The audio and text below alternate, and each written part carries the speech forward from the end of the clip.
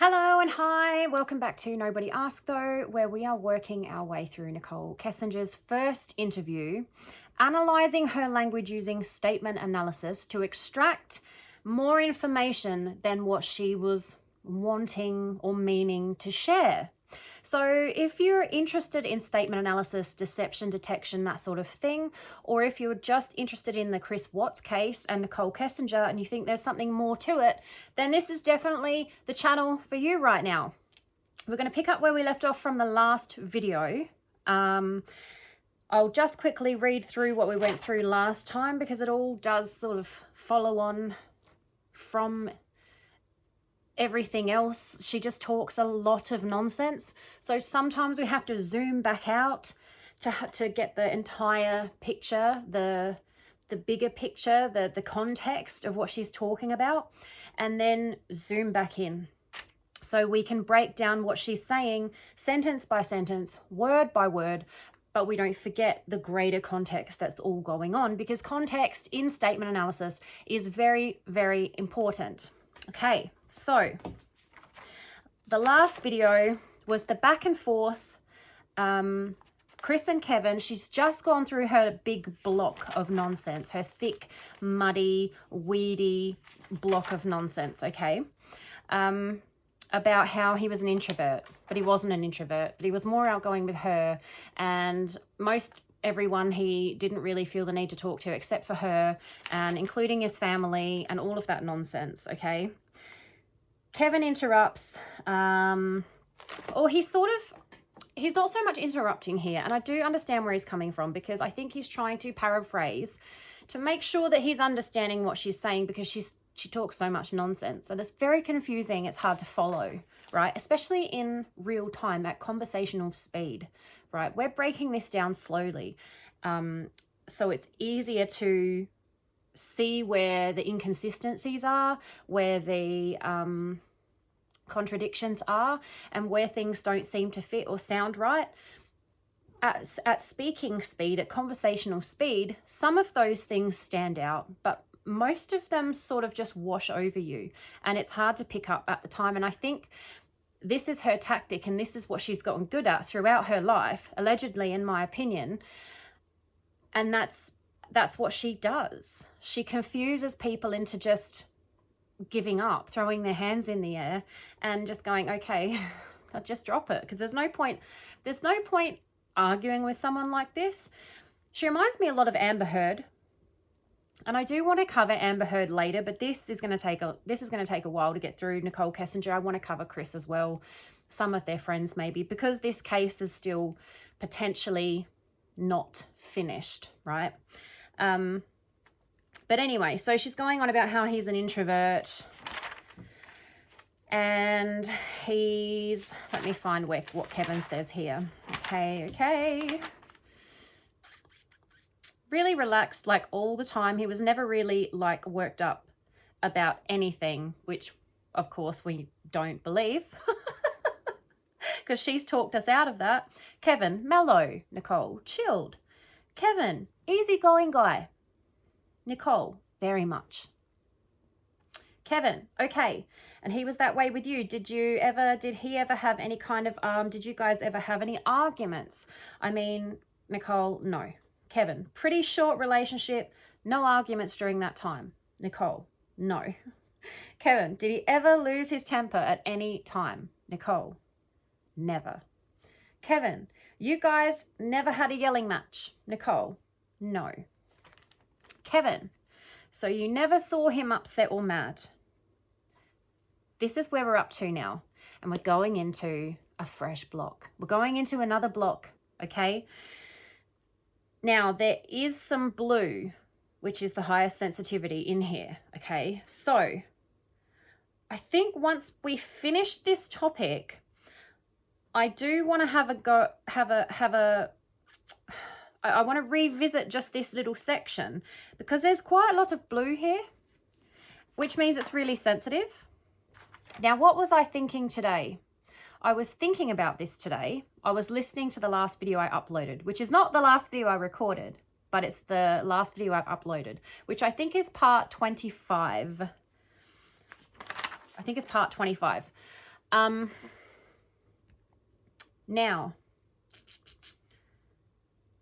you know what? I'm not going to sit here and try and think about it. I'm going to move on, and if it comes to me, then we'll talk about it then. Because I was thinking about why this is so sensitive to her, and I had a thought. And of course, if you've watched my videos before, you know that I have to catch my thoughts immediately or they just disappear. Okay, so you never saw him upset or mad.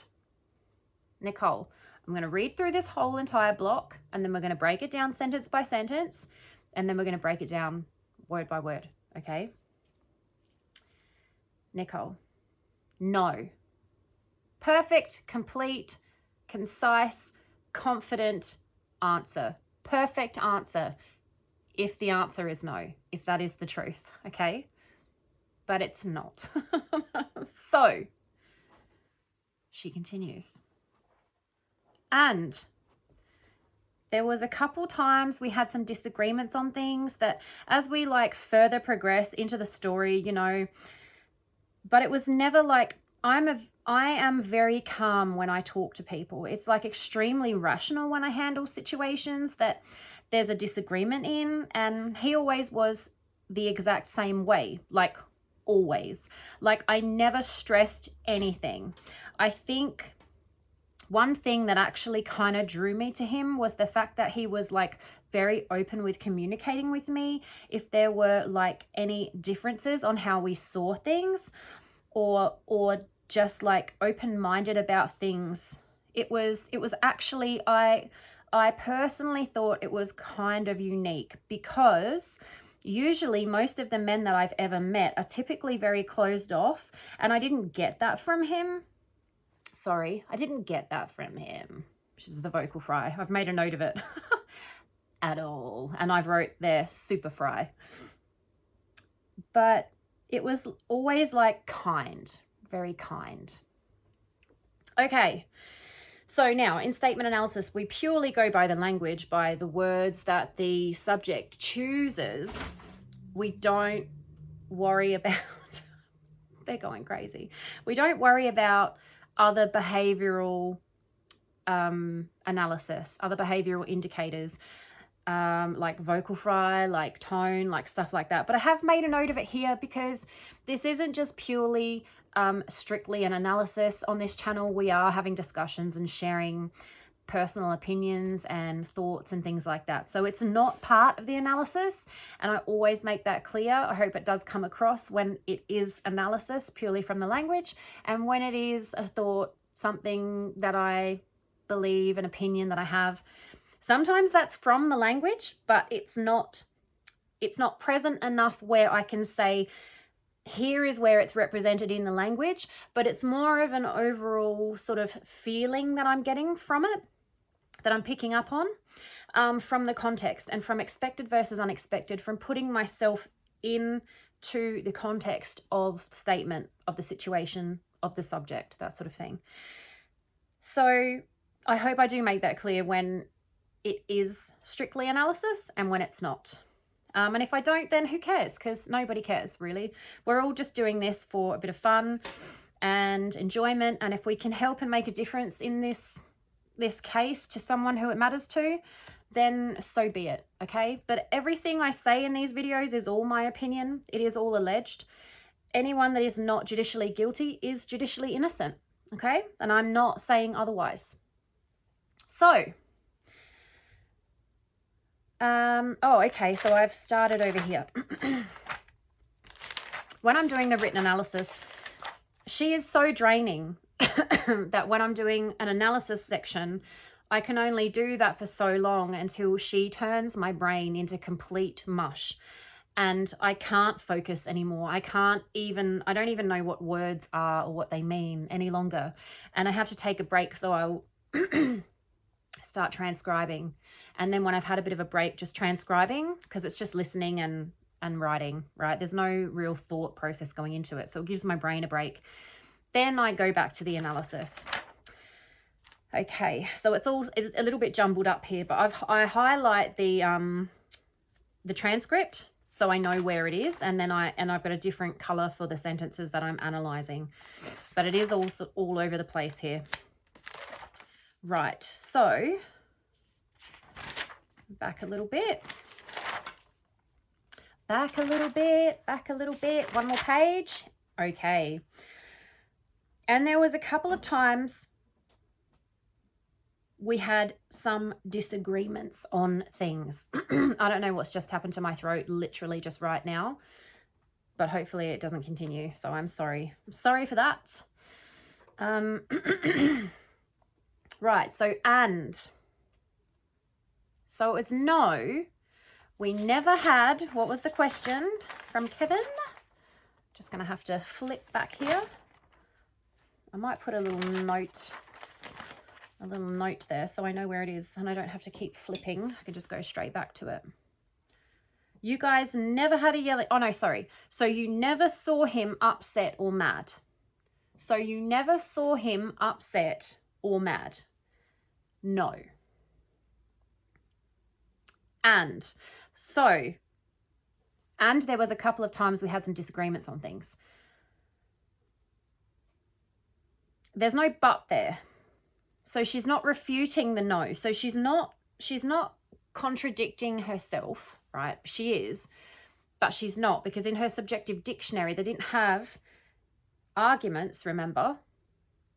He was never upset or mad because he was always really relaxed, like all the time. He was never worked up about anything, right? This is what she says. You never saw him upset or mad? No. And there was a couple times we had some disagreements on things. So she's contradicting herself to us, to the listener, because they did have disagreements. So if they've had disagreements, he's not going to be entirely pleased, right? He probably was, if not mad, probably upset or at least bothered, right? At the very least, bothered, somewhat bothered, okay? She saw him somewhat bothered.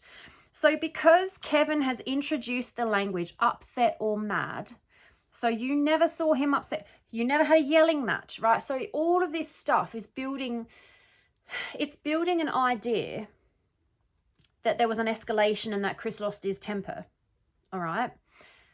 And so that allows her to say no to that, even though he possibly did get upset with her and frustrated with her and mad at her at one point or another, right? But because of the language being introduced by Kevin, I don't know why he's sort of used such a heightened description of a disagreement or an altercation or a conflict, right? Yelling match, arguments, no arguments. Did he ever lose his temper? You never had a yelling match. Possibly what Kevin's trying to do here is to establish whether or not that, okay, how do I want to word this? Because of what's ultimately happened and what we know has happened to Shanann and the girls, Kevin is possibly asking Nicole, who was his mistress at the time, so who he had a close personal relationship, possibly paralleled to Shanann, like similar to what he had with Shanann, because she was a close personal, intimate relationship, right? And Nicole was a close personal, intimate relationship. Did Chris lose his temper? Is that what happened here, right? Had he lost his temper with Shanann because he had a history of losing his temper? He had a tendency to lose his temper. People have said he's lost his temper. He didn't really have girlfriends, so there wasn't really anybody that they could ask, but Nicole might have been the closest thing to a girlfriend, you know, an ex-girlfriend. Because when men do things like this, they always speak to the ex-wife, the ex-girlfriend, right? Was he ever violent with you? Did he lose his temper with you? That sort of thing. So I think that's what he's doing here. But because he's introducing language, firstly, he's creating an idea of the level of escalation of the conflict, right? Or the altercation. He's not allowing the speaker, the subject, to simply tell him what happened. tell him the level at which Chris would get to when he was bothered, upset, mad, frustrated, whatever it is. So instead of letting the subject lead that so that they can mark the level that Chris would get to from their experience with him, right? He's marked a level and he's asked, did he get to here? And they've gone, no. But what if he got to here? So he didn't make it up to here, but he got to here. Well, they don't know that now because she's just said no, right? It's better to not restrict the question with language, is what I'm trying to say. Kevin. Okay, so I feel like I think I understand why he was doing that, but at the same time, it's always, I just feel like I've got like a little hair or something on my nose, and I feel like every time I film a video, I have a little hair or something on my nose, and I'm always like stroking the end of my nose like some kind of creepy oddball supervillain. So I'm sorry for that. Sometimes I don't think about what I'm doing on camera that you can see me. Anyway, let's carry on. So we'll cut him some slack on that one, all right? But this just sort of demonstrates why it's not a good idea to introduce language, and it's better to always allow the subject to use their own language to describe things, because to just eliminate all options, you just go, did he ever lose his temper? No. Did he ever shout? No. Did he ever swear? No. Did he ever scream loud enough for the neighbors to hear? No. Every single question to eliminate every single option instead of just letting the subject just tell you what happened, right? How angry did he get? When Chris was frustrated, what was he like? How did he behave? You know, ask more open, generalized questions. Start from a lower baseline, not baseline, but a lower level. Don't set the bar so high so that Chris never reached it and they just say, no, he never did that. Set it lower so that they can go, yeah, he got frustrated. Like he would yell, he would swear and sort of shout, and he'd get very loud and it would get very heated. Let them increase it to the level at which it increased. Okay. Anyway, that's enough about that.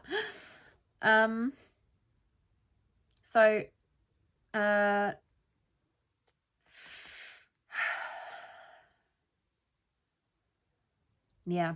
So he's created this idea, use it with the language he's using. Do you ever have arguments? So you never had arguments. Did he ever lose his temper? You guys never had a yelling match. It's all very escalated. So you never saw him upset or mad. Well, no, she just said he never lost his temper. They never had arguments. He never lost his temper. They never had a yelling match. That doesn't mean she never saw him upset or mad. So she said no. And then, because the answer's not really no, it needs help. It's not enough on its own, right? So she continues. There's no but, because to her, in her subjective dictionary, the answer to those questions were all truthful, right? Because of the way he's asked the questions. So it's not but, it's not no but, it's no and. So and is cumulative, it's adding, it's additional, it's continuing, it's carrying on. So, and there was a couple of times we had some disagreements on things.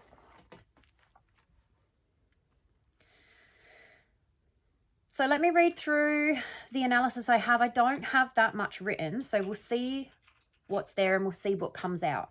Please, if you have any opinions, theories, ideas, comments at all, then please comment. I love to hear you guys' theories and opinions, whether you agree with me or not. And a lot of the time there's comments that inform me of things I had no idea about, that I didn't even know happened, or a better way of explaining things that I've mentioned in the video, but you've just explained it in a much better way.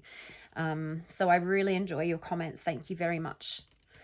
And interesting.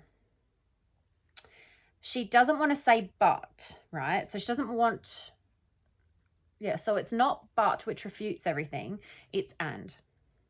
She's continuing the narrative that she never saw him worked up about anything, but she needs to tell us this. So it's like she's saying she never saw him upset or mad, but she feels the need to tell us about this. She feels the need to tell us that they did have disagreements about things. So why can't she just say, no, we never had arguments? This is important for her to tell us. She wants us to know this. She wants us to hear it. She needs to say it. Okay. So there's a reason for that.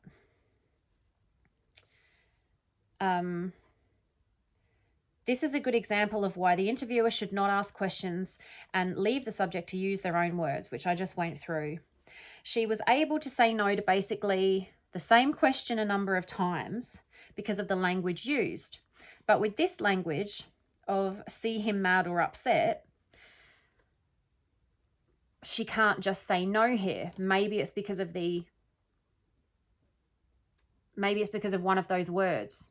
Maybe she did see him mad or upset. What she subjectively, in her opinion, in her perspective, she sees it as him being mad or upset, right? Because if she didn't see it that way, when the detective asked her, did you see him mad or upset?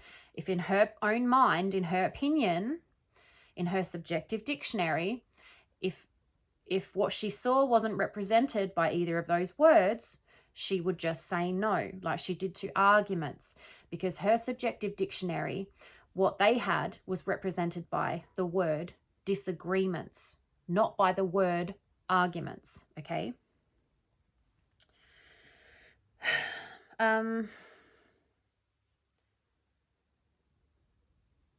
So see him mad or upset. So she can't just say no to that for some reason, okay?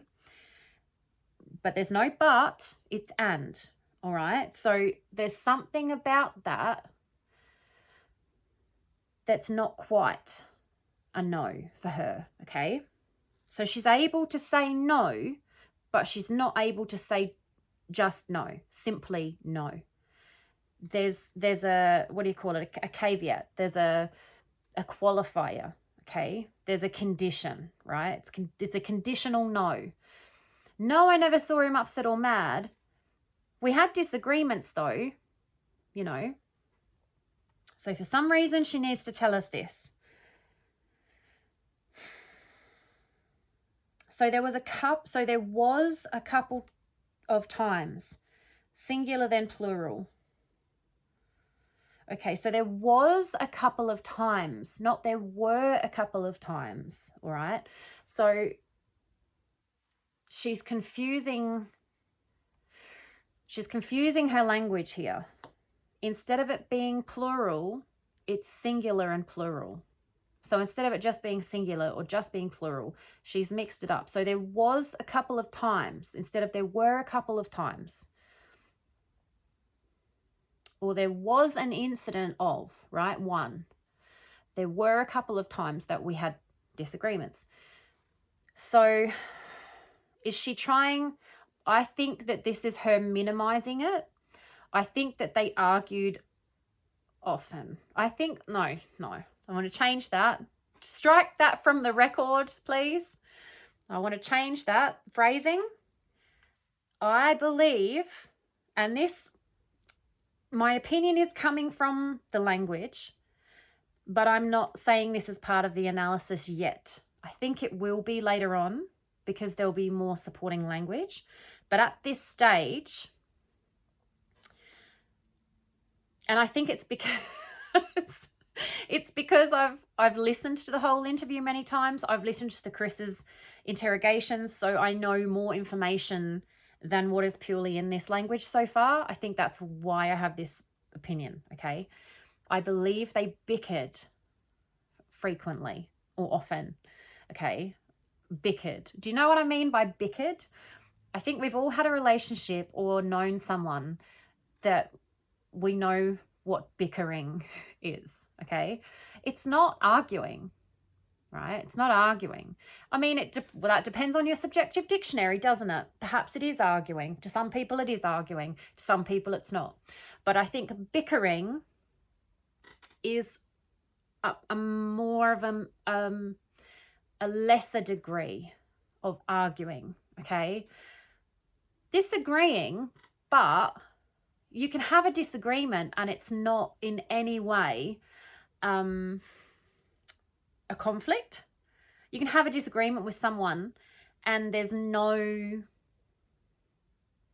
sort of negativity or nastiness or anything like that, or sort of anger, right? It's possible. Not everyone can do it, but it's possible. But bickering is sort of that, like, just at each other, and it's not in a friendly, kind way. And it's like, bickering is sort of like a constant thing. It's like smaller, but it's more frequent. You know what I mean? And I think a lot of you will probably already be thinking what I'm thinking. And I think that's because she wanted him to leave his wife. Just the fact that he was married, she was constantly irritated by him. Hey, Jude, what was it you said in the comments that day on one of my videos? It was to do with his tolerance of Shanann infuriated her. That's not the exact wording. You worded it completely perfectly, brilliantly, tremendously. But that's basically the gist of it. And you said it you explained it very, very well. And I think that would have been the cause and have led to a lot of bickering, okay? That's what I think. I feel like this video, I feel a little bit more high energy. Like I feel this video is a little bit more brighter. Sometimes when I do these videos and I'm like, oh, sorry, it's a little bit low energy, because I just feel very, probably from, you know, the painkillers or just not being able to sleep or something, I just feel a little bit sort of flat in that video. And there has been a couple like that lately, just because of the pain and everything. But today I feel really energetic, and I feel the energy is better in this video. And it might be because I'm supposed to be doing something else right now that I'm putting off, and I'm desperately trying to get out of doing that other thing, so I'm doing this instead. So how much fun is this, right? I'm so happy to be here. All right, let's continue. So I feel like they bickered, okay? So there was a couple of times. So I think because the brain knows what it knows, right? She knows that they perhaps didn't have arguments, and perhaps he didn't lose his temper, and perhaps there never was a yelling match, right? Truthfully, perhaps that never happened. However, she knows in her brain, in her own mind, that they had problems, they had conflict about whatever it was, right? I can't say what it was. I would allow for the possibility that it was because of his marriage, but she can't say that either, right? Because she's not supposed to know. She's not supposed to have known that he was married, right? So she can't very well say, well, we argued about him, you know, saying he was going to leave his wife and not doing it, or we argued about the fact that he was still married. She can't say that because that's not her story, okay?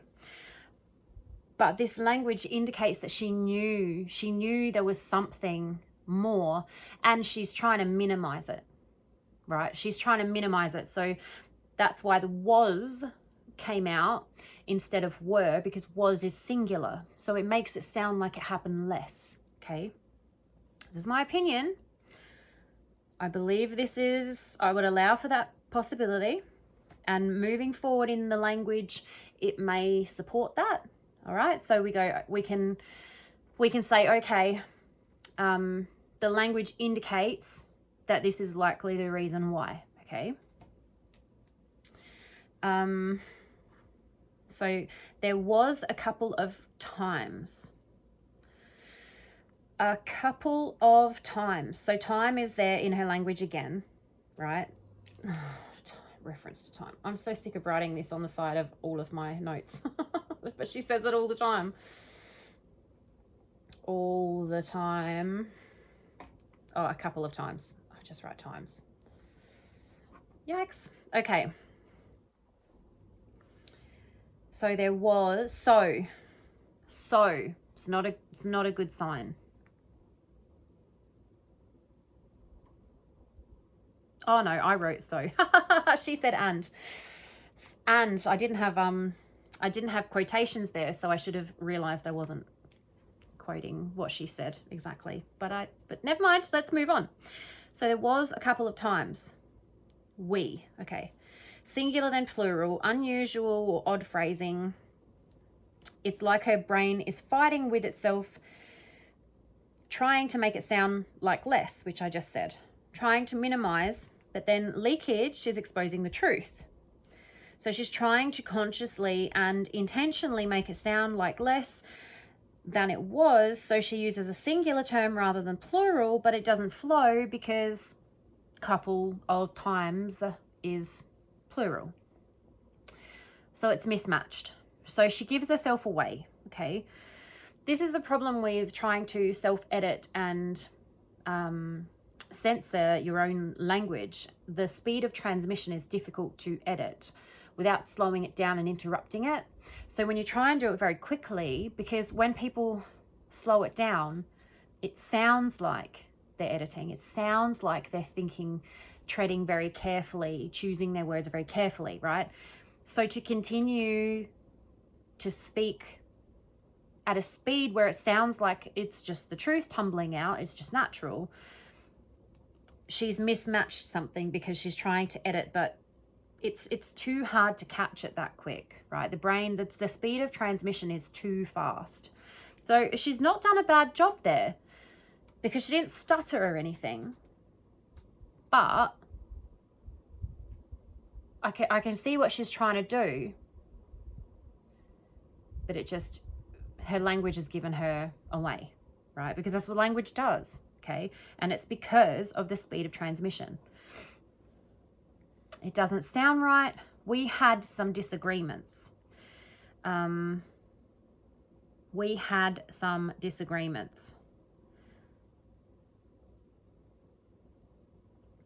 That's distancing language, right? Because it contradicts the narrative that she's been trying to push, that he was really relaxed all the time and never got worked up. She's putting distance between the contradiction using more words, extra words, to put the contradiction further away from her denial. So no, right? Yeah, sort of, but I think there's, the distancing is more, she doesn't want us, because she could say we disagreed. So this whole sentence, right? And there was a couple times we had some disagreements on things. The whole sentence is distancing. And it's putting the disagreements on things at the end, right? So yes, it's stretching that out with all of these words, and disagreements on things is at the end, right? We had some disagreements on things is at the end. We and disagreements is also distanced. Instead of we disagreed on some things, it's we had some disagreements, which some is also plural as well. Again, disagreements is plural. We had some disagreements on things. That's all very distancing as well. So instead of we disagreed. So she doesn't want to put we and disagreed right next to each other. She spaced it with other words. That's distancing. That shows that she's not comfortable saying we disagreed on a few things. We had disagreements, right? We had some disagreements on things. So she doesn't want to put the we pronoun of her and him and disagreements right next to each other. So that shows that she's trying to distance from that. Okay, so that's where the no comes in, but then she can't leave it at no. She feels uncomfortable leaving it at no. So she has to admit even, that they did argue, disagree, bicker, whatever you want to call it, right? She doesn't want to call it arguing, clearly. But when Kevin said, did you ever see him upset or mad? Now she can't just say no. Now she has to add to it, right? Because she's not comfortable just leaving it at no. It's stressing her too much. She has to continue and explain, right? And add more to it. So yeah, there were times we had disagreements, okay? So she did see him upset or mad. That's what she's saying here, okay? So while she's able to say they didn't argue, he never lost his temper, and they never had a yelling match, all of those things were truthful responses, okay? Just no, no, no, never, but the question included ever, so that's not a red flag. All truthful answers until here. So we know she definitely saw him upset or mad, okay? Or both, right?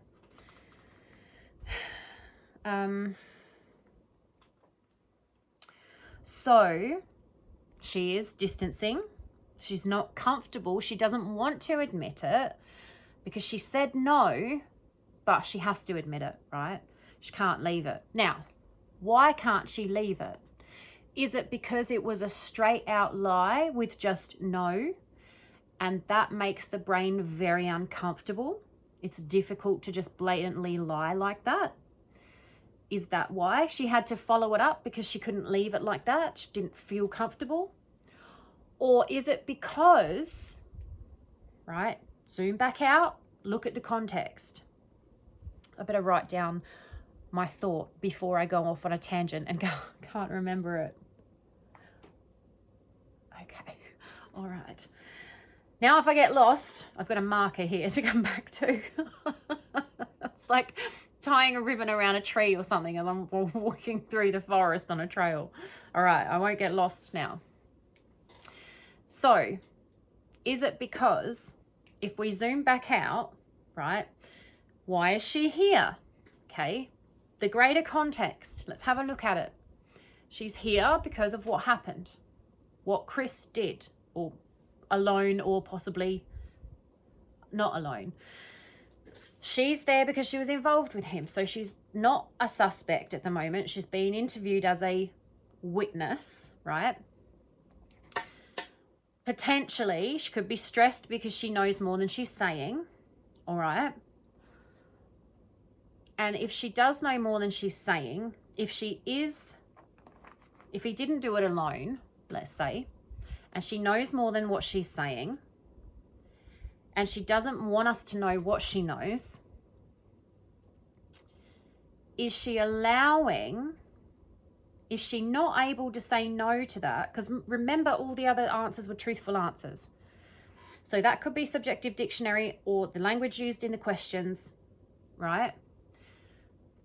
But this particular question, upset or mad, she can't leave it at a no. She says no, but she can't leave it. Now, because of what's happened, and there's been a horrific crime, obviously there's an investigation, okay? So obviously they're going to collect evidence. Now, some of that evidence is phones, electronic devices, emails, text messages, things like that, right? Is she aware of correspondence between her and Chris that indicate a disagreement between the two, where he was obviously, or it could be viewed that he was mad or upset. It could look bad. He might have said that he's mad or upset. He might have expressed being mad or upset in some way, but there's evidence somewhere that Chris either clearly was or may have been mad or upset. Is that why she has to say this? She can't just say no, because trying to cover her butt, right? That's also a possibility, because if you zoom back out and look at the context of why she's here and what her story is, saying no to that question, she doesn't know what evidence they have. She doesn't know what text messages they have, what emails they have. She doesn't know perhaps what they'll be able to find. And so is it better to cover your butt now and say, well, no, but you know, we had a couple of disagreements, but it never escalated, so that when they find those, or if they find those disagreements in text, in emails, whatever, they go, well, she did say they had disagreements, but it didn't escalate. So it's not going to be like, oh, well, you said you didn't have disagreements, but look here, we found these text messages on your phone where you're clearly unhappy with each other, or you're arguing or whatever. So maybe that's why she said this, okay? Maybe that's why she couldn't leave it. And I do think that he did get more mad or upset than what she's expressed here in this block. I do think she's minimizing and reducing the arguments that they had, or the disagreements that they had. I think she got upset with him a lot. And I think Chris was the kind to just sort of take it most of the time. And I think he probably didn't worry about conflict and escalating and arguing. I think he just accepted it, just took it. But I think there was a time or two, right, that he got upset with her. I may or may not have theories about what. It is a possibility, right, until it's excluded via the language, that maybe there was an ultimatum. Maybe there were some threats. And I actually think this is supported later. So those of us that have heard this interview and watched Veriscope, because Veriscope's already covered this part that I'm about to talk about, because he's moving at conversational speed through her interviews. He's not breaking it down like we are. So I started this analysis probably a year before, I think, Veriscope's videos even. I don't even know if he had a channel. I think he just started his channel. So like a year before he did that. And I was doing it very slowly because I was just doing it for myself. I was just interested to see what I could find from her language. And then Veriscope started doing these videos. No, I think it was True Crime Behind Criminal Minds. And one of his videos said that he had a friend who was possibly going to run for DA and then possibly going to look further into the case. And I decided that I was going to do this analysis properly and more thoroughly to see if this could be of any use, right? Everything in this analysis is my opinion and all alleged, and Nicole is innocent, right? She's not been convicted of any crime or even accused of anything by authorities. And then Veriscope started his videos, and he's already way ahead of me. But that's okay, because we are going deep into detail. We are going deep thoroughly into this to try and find information, okay? Not just to see where she's lying and maybe, what she's lying about. We have an opinion on whether she's lying or not already, okay? And you can form that opinion from just listening to her. You really can. You don't need an analysis. You don't need an analysis to have an opinion about whether she's lying or not just from listening to her interviews, because there are some massive red flags, okay? There are some giant red flags in there. But I tried to send some stuff out to some other channels, and it just was really difficult. I think because these other channels are bigger and they probably get a lot of mail and stuff, emails and messages and things. So it just didn't get me anywhere. So that's why this channel exists, right? Yeah, but anyway.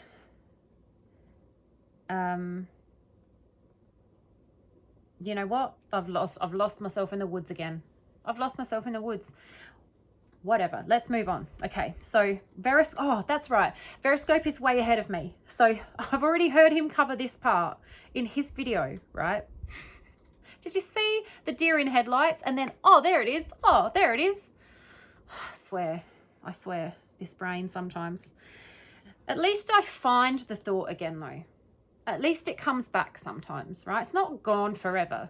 It's not bleak, right? There's hope. There's a light at the end of the tunnel. There's a thought at the end of the tunnel, right? So I think this is demonstrated in her language, and it comes out in her language later on when she's talking about, she asked Chris if he was comfortable telling her where his kids went to school. And he did not tell her where his kids went to school. So he didn't trust her. Why didn't he trust her? Why? Think about it. Put your opinions and your thoughts and your theories down in the comments. Why would he not feel comfortable telling her where his kids went to school? Did he think she was going to show up at the school and confront Shanann? Had she maybe threatened to do that? Had she shown up other places where she wasn't supposed to be? Or what was, it was some kind of betrayal of trust. And so he couldn't trust her. Right?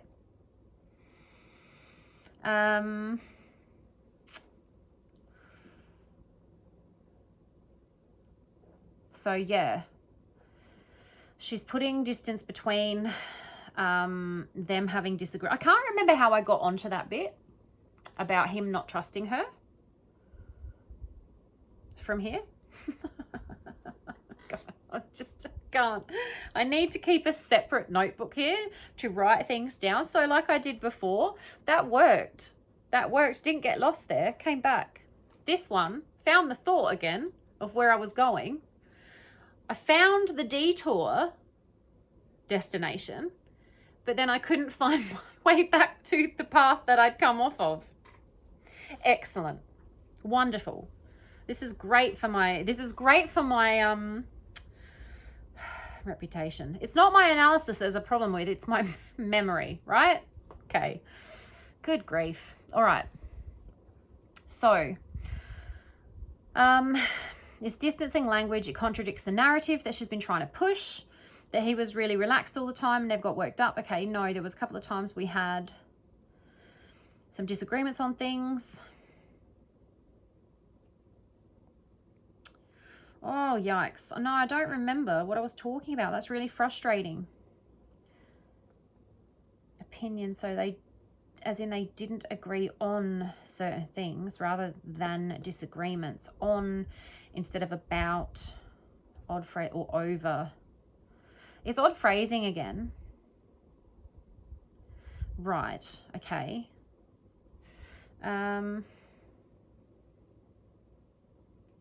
So we had some disagreements.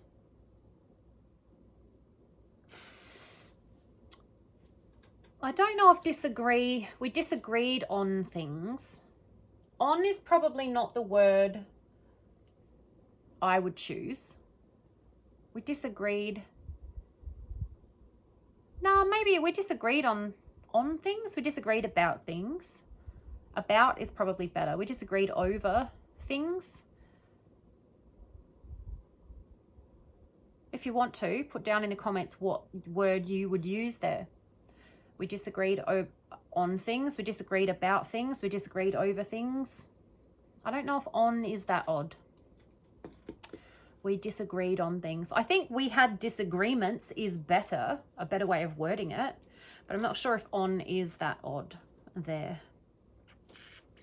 Let me know what you think.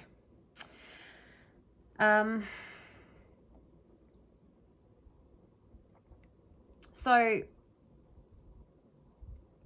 I think I started on that thought about him not trusting her because I think she's trying to minimize their disagreements, right? And she's trying to distance their disagreements. She's not happy about it, right? And there was a couple of times. And there was a couple of times. So she's used the singular was a couple of times instead of were. But a couple is two as well. So there was a couple. So there 1, 2. And then we had some disagreements. Some is like 3 or 4, right? So 1, 2, 3 or 4. Some disagreements on things. Things is very interesting there too. She doesn't need to say on things, right? So the things that they disagreed about are sensitive to her and they're on her. And she's thinking about those things while she's saying this.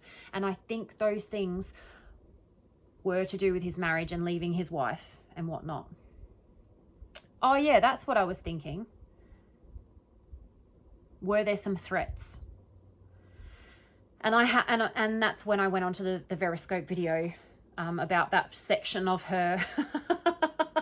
And I'm laughing because in the Veriscope video, I can't remember exactly what he calls her, but it made me laugh out loud. I was listening to it in the car and it made me laugh out loud in the car listening to it because he called her. He's like, Chris didn't trust her because he knows his girlfriend's a psycho bitch or something, he said. I'm pretty sure he used the word psycho bitch. Sorry, you know, I try and keep the language clean. But that made me laugh so hard because I just thought, yeah. Yeah. Chris even knew. Chris even didn't trust her, right? Why didn't he trust her? Well, because maybe there were some threats and some ultimatums given, right? When they had these disagreements on things, right? Okay, let's carry on. Now we've found our way back to the path, the trail that we were on. All right, let's continue. No, and there was a couple of times we had some disagreements on things. 10 words in between no and disagreements on things. She could have said we disagreed on some things, right? Or we had some disagreements.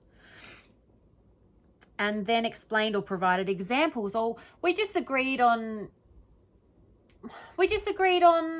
politics, or we had different opinions about fasting or diet or exercise, or, you know, she could have said what the things were. She could have said what the things were. If she wasn't going to say what the things were, it's better to not say that there were things. It's better to just say we disagree. We had some disagreements. Okay. You know, we had disagreements on things, but don't say what the things are, right? This is what she constantly does. She says that something exists, but doesn't say what it is. Whether it's reasons Chris was unhappy, whether it's things they disagreed about. She says, she lets us know these things happened, you know, and would explain why, but doesn't tell us what the explanation was. It's constant throughout her language that she's trying to sound like she's giving information and details while not giving any information or details. It's crazy. She does it over. In this actual block, this block we're covering right now, she reminds me of a line that Jez says in Peep Show. Now, anyone that's seen Peep Show, I think it was Gary, someone commented they've seen Peep Show. It is, if you like that sort of thing, so funny. And the fact that she literally says a line that could be it is a line that Jez says, different words, but it's the exact same thing, where she stops without finishing. He's a ridiculous character in a comedy show. It's deliberately written that way to be comedic, to be funny, because it's so ridiculous. That's why it's funny. And she does it in here. She doesn't even understand. She doesn't even understand how ridiculous she is. That things that she does are used for comedy because they're so ridiculous. And I'll point it out when we get there. And if I can find the line that Jez says, I'll put it in just so you can see the comparison of a ridiculous, hilarious comedy show and Nicole Kessinger's police interview. It's just insane. And if you've seen Peep Show and you know that line, you will really appreciate it because it's so funny. Okay, let's not get lost again, shall we? So we disagreed on some things. No, some disagreements on things, right? And then explained or provided examples of the things, but she doesn't. She doesn't want to elaborate. Again, of course, as usual, she doesn't want to talk about it. It contradicts her narrative. Or she can't tell us what they are because it's things she's not supposed to know about, like he won't leave his wife. Well, we had some disagreements on the fact that he wouldn't leave his wife and he said he would, right? She's not supposed to know he was married, so she can't say what they are. I'm allowing for the possibility she can't say what they are, but because she's mentioned the things, those things are on her mind. She's thinking about those things when she says this. So there are things she's thinking about. She has examples in her head right now while she's thinking this. Okay, so we had some disagreements. Is distancing also. Rather than we disagreed, like I said before, she's clearly uncomfortable with admitting to any sort of interference or information that could contradict her story. Her description of him as relaxed or chilled, she qualifies with, and there was a couple of times. So there were likely more than a couple, as persuasion has a need to persuade. So this is persuasive, right? She's pushing too hard. Why is this so sensitive to her? Also, they had some disagreements on things. More than one thing. Okay, there again is a plural, more than one. Multiple, right? More than one can be two, all right? But plural just means multiple. So it could be 2, or it could be 10, or it could be 50, or it could be 100. The plural just indicates that it happened more than once. It could be a lot, it could be not a lot. And the surrounding language will indicate, right, whether it's more or less. I think it was more. I think it was frequent. Like, I think it happened a lot, okay? And it might not have happened a lot at the start of their relationship, but I think it happened more as it went along, and I think it got quite frequent to the end, and they probably got more intense, like they probably escalated as well, because literally her sentence describing or explaining it goes from 1, 2, 3 or 4, 5, like it literally, her sentence increases word to word. As she goes through the sentence, it increases more and more by the time she gets to the end of the sentence. So I think it did happen with more frequency as their relationship progressed towards the end, where it obviously escalated. So sensitive, so more than one, plural. Things, non-specific but plural. So while she tries to minimize, her language gives her away. Okay, so that's the end of the analysis, the written analysis.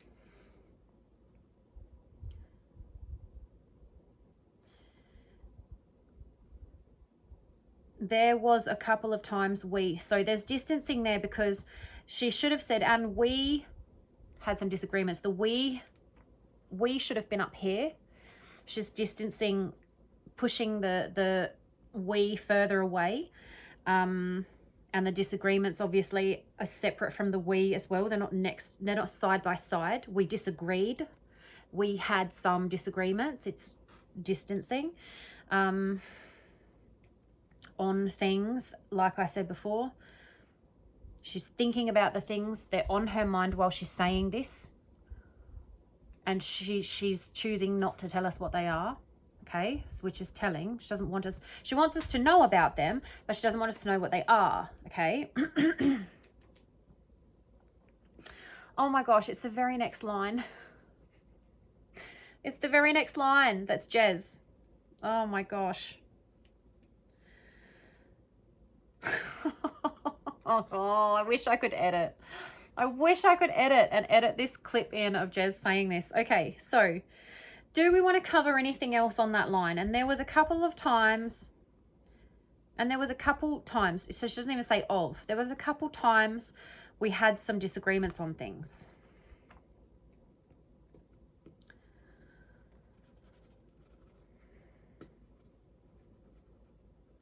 She says we had some disagreements on things, not that we disagreed on some things. Multiple disagreements about things. I think, this is my opinion, okay? This is my opinion from the context of what was going on and sort of expected versus unexpected in that situation of what's likely and what's possible, okay? She's with a married man. She obviously wants him to leave his wife because they want to be together apparently. So it's not as if it's a fling and it's going to end and he's going to stay with his wife. She wants him to leave. Maybe he wants to leave as well, whatever, okay? Perhaps she had multiple arguments with him, multiple points that she made about him not leaving. Like, you said you'd do this, you said you'd do that. It's for this reason, for that reason. Maybe she had multiple things, or maybe he had multiple objections, right? Oh, we need to sell the house, or what about the kids, or I need to do this, or I need to do this the right way, or, you know, Shanann's gonna do this. He might have had arguments, like multiple different reasons for why he hadn't left yet, or, you know, maybe why he couldn't yet, or whatever it was. Like, I'm not going to pretend I know exactly, because obviously I wasn't there. I don't have a crystal ball. Can't read her mind. But the way she's worded this, we had some disagreements on things, multiple disagreements on things. Not we disagreed on multiple things. Does it make sense, the difference there?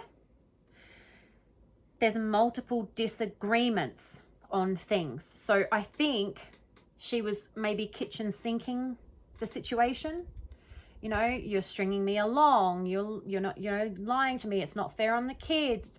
The longer you wait, the harder it's going to be. Maybe she had multiple, and he was like, well, no, not the longer I wait, the harder it's going to be, because I need to do this the right way, and I need to wait until we've sell the house, or it'll be easier if this. So maybe all of her certain points that she had, he had counterpoints for those things. Does that make sense? I think that's what's going on here. Multiple disagreements on things. That's what I'm getting from that.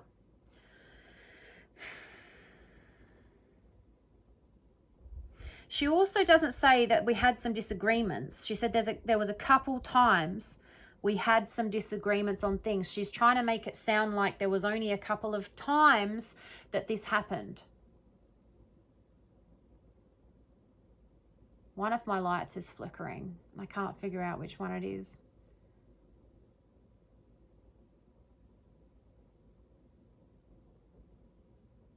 That's going to be annoying. Never mind. Let's carry on. Okay. This is the line, guys. This is the line. Are you ready? Are you ready for this? Because this is amazing. So, Nicole says, all right, so we had some disagreements on things, that as we like further progress into this story, you know, but she just doesn't finish. She just doesn't finish. She starts saying something, And then she just completely drops off and just keeps talking. Like, we won't notice that she didn't finish the sentence. If I can find the Jez line, if I can figure out how to edit it in, it will be my first editing of a clip into one of my videos, because this is it's too good, guys. This is too good to miss this opportunity. I just can't. If I can figure it out, it'll be right here. If nothing happened just then, I didn't figure it out, okay? Okay. So let's read through the analysis. I have quite a bit here. I've got almost a page and a half. So I'm going to read first and then we'll see what happens. So we're an hour and 5 minutes in. I'm feeling good. I'm feeling okay. I've got lost a couple of times, but we've found our way back. And let's keep going while we're feeling it, okay? Well, I'm feeling it. I don't know how you're feeling. Hopefully, we're still watching at this point. You're probably feeling okay. So let's go. This makes no sense. She's Jezed it, okay? She's Jezed it. And that, I'm going to use that going forward. If she does this again, if she just starts a thought and then just drops off without saying it, she's Jezed it, all right? Just jazzing again. This makes no sense. That as we further progress into this story, what? As we further progress into this story, what? As we further progress into this story, but... And there was a couple of times we had some disagreements on things that as we further progress into this story, but...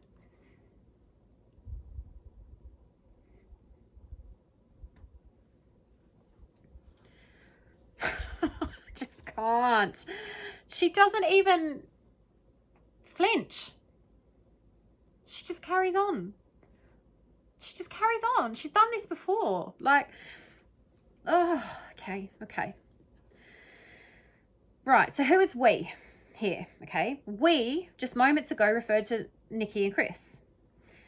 Now, does it refer to Nikki and Chris or to her and the police, right? Who's we here? Who is we now, right? There was a couple of times we had some disagreements on things that as we further progress into this story, but so is we now her and the police? Are they a we? Because they're working together, right? Because we is unity and togetherness and they're a team. She's on their side, right? We. Pushing the narrative again. She's innocent. She's helpful. She's decent. All of those things, right? This is her narrative. She's putting herself onto the side of the police, onto the team of the police. So she's now a we with the police, right? She sounds incredibly nervous and scrambled, which is why she's completely dropped off that thought. She didn't even finish that thought or what she was saying. This is extremely sensitive to her. She can't even construct a complete coherent sentence here, but she wants it to sound like she's fine. So she just continues. She's not stopping to compose herself. She's not stopping and correcting or going back to clarify or explain or complete. She does say, though, which is a filler, which is stalling, right? But she doesn't miss a beat. She continues talking. She doesn't actually stop talking and stall. She uses words to stall. She uses words to find another track to go down, right? She doesn't flinch. Earlier she did, when she was introducing her job role, she stopped, slowed down and corrected, right? Health, safety and environment. She stumbled over that. She stopped. She slowed down. She corrected. She's not done that here. She just keeps moving, right? She just keeps moving from here. But here she's trying to act like nothing happened. So is this so sensitive to her that she can't draw attention to it? Or is it less sensitive than the health, safety and environment? which according to some information that's been in the comments, perhaps that was just way more sensitive. So she couldn't even get that out. She struggled to even say it, right? Because it was so sensitive. Maybe this isn't as sensitive, okay? She just wants to gloss over and stick her head into the set or just keep moving, right? She's acting like what she just said made perfect sense. And there's no issues with it at all. Thinking about Jez. In the Peep Show scene where he says this, they comedically, they emphasize it. Like they draw attention to it because it's so funny. So they really draw attention to it. They make sure you notice it because it's so funny. But yeah, here she just continues. Earlier when she self-corrected herself about the job, she wasn't feeling the same level, sorry guys, of sensitivity regarding the awareness of her stress level, or she was experiencing it more extremely, which is why she literally stopped and slowed down and had to actually basically stepping stone the words out, right?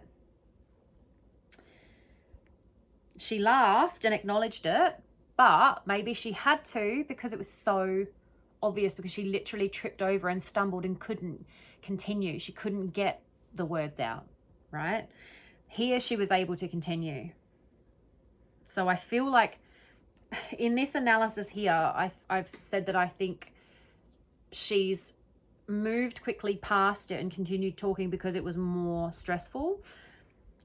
But going over this analysis a second time, breaking it down in more detail and more having came out of the language during this second analysis going through it, I actually think now it's the opposite. And I think that the information about her job role was way more intensely stressful.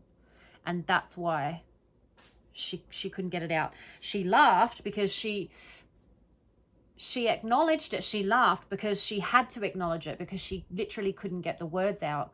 She couldn't just continue talking. Here she's just been able to continue talking, so she didn't have to acknowledge it because it wasn't so noticeable, right? She didn't literally trip over the words and mispronounce or misspeak and have to stop and reset and compose herself. She didn't have to, she had to acknowledge it there because it was unavoidable. There's no way they didn't notice that, right? But here she's been able to just continue talking because maybe no one noticed. She didn't stop speaking. There was no attention drawn to it, so she could just keep moving. Here she's completely ignoring it. Why? Well, because she can, probably. Where a couple of times we had some disagreements on things that as we like further progress into this story, you know, but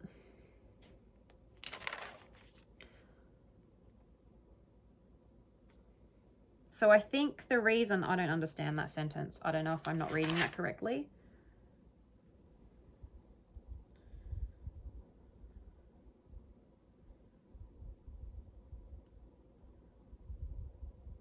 I'm not sure. I think I've just misquoted that, and I've just repeated the line. Not sure exactly what happened there.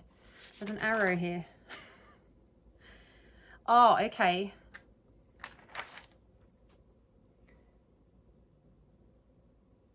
Oh, okay. I've got notes at the top of the page here about how odd, on sounded odd.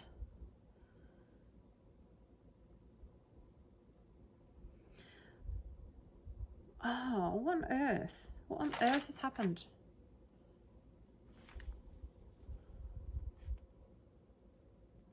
Okay, so what have I got here? I think I've had another thought about the on things, and then halfway through this part, I've written a note at the top of the page and then got an arrow to the next page, and I've continued it on the next page. So I must have had a thought that interrupted the analysis that I was doing. So I think the reason this sounds so odd is because she is again trying to consciously push her narrative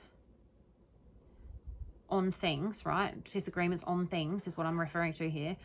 And her subconscious language is giving her away. So she's trying to minimize the disagreements by playing with the word, or the stress is not allowing her to construct the sentences in the way in which she wants them to be interpreted or understood. So on, disagreements on things sounds odd. If it were to be worded as there were some things we didn't agree on, okay, yep, it wouldn't sound as odd. That is true. There were some things we didn't agree on. The on does sound, it does fit better there when it's worded like that, in my opinion, right? I'm still not really sure that disagreements on things is that unexpected. It might depend where you're from. In Australia, I would probably say we had some disagreements about things or over things, but I'm not sure about that, so I don't really want to give it too much weight. If anyone has opinions on that that's from the US, or, you know, maybe even from the UK, what your opinion is there, and Canada, what your opinion is there, to see if our opinions are different. Because another thing about statement analysis is analysis always needs to be done in the first language of the subject. So if a person is, for instance, an immigrant and English isn't their first language, then an analysis on a statement of theirs in English is not going to be accurate the way it should be. It's not going to be a good representation of an analysis. It's not going to be a thorough and accurate analysis, because it's not their first language, right? So while English is the first language in all of the countries that I just mentioned, the places I just mentioned, there are different ways of speaking in different countries and different places. So even in Australia, depending on where you're from in Australia, there's different pronunciations of things, and there's different phrasings of things, there's different terminologies of things. So for instance, because I used to work in hospitality, right? So in South Australia, I don't know if, I'm sure you know what a parmigiana is, like a schnitzel parmigiana with the Napolitana sauce and ham and then melted cheese. It's put under the grill or on top of a schnitzel, right? So we call that in South Australia a palmy, okay? A chicken palmy, a beef palmy, right? But when I would have people that were visiting from like Queensland, and I'm not sure, in different states it might be different as well, but I'm not sure what they all are, right? I don't care. It's not a big deal. But in Queensland, when I would have people, because I worked in the city at quite a nice restaurant, not fancy, but just like busy. It was good food. So we were always very busy, and we were on one of the streets where a lot of people that were traveling for business would rent. There wasn't really that many hotels there, but there were lots of like houses that were rented out. It was a very nice area of the city. It was sort of not in the middle of the city. It was on the outer side of the city, the CBD. It was a very, very nice, expensive area. So I think a lot of the houses there were rented out. Like, it wasn't, Airbnb wasn't a thing back then, but it was sort of that sort of thing. Like, people would rent out their apartments and their flats and their houses to businessmen who were over for, you know, a week or a month. Like, they were working and living over here for a time, but not just like a day or a weekend. So we had a lot of people from interstate, right? And they would come and eat every night at the restaurant. And from Queensland, they called it, I don't know why I went into such an intricate detail about there were people from Queensland that came in. There were just people from Queensland that came in. Whatever. What, am I Nicole or something? Why on earth did I? Doesn't matter. I hope I don't do that in real life and just annoy people with details they don't care about. Like, it's not relevant to the story, why they were there, okay? Just tell us that they called it a parma, all right? So when you're from Queensland, apparently a chicken parmigiana or a chicken parmesan, however you want to pronounce it, is a parma, not a palmy.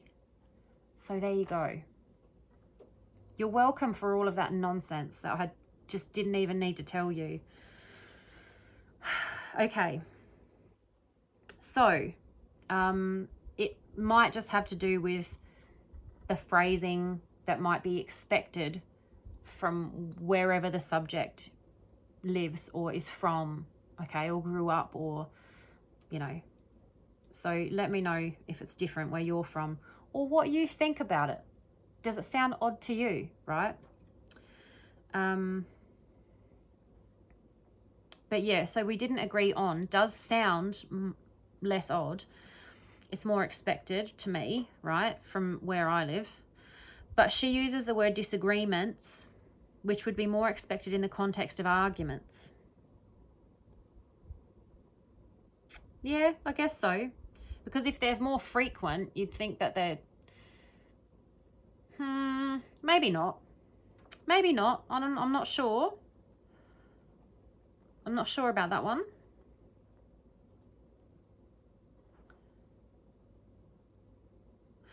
Oh. I think I mean the way she's phrased it. There were some things we didn't... so we had some disagreements on things. We had some arguments about things. That phrasing probably would be more... would sound less odd, the way she's worded it, if it was arguments, not disagreements. So perhaps it's her minimizing, right?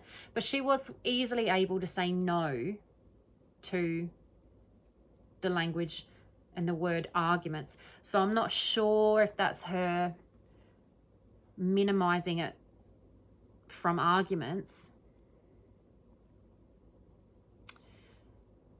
I think it's just her trying to reduce the frequency of the disagreements rather than perhaps the intensity.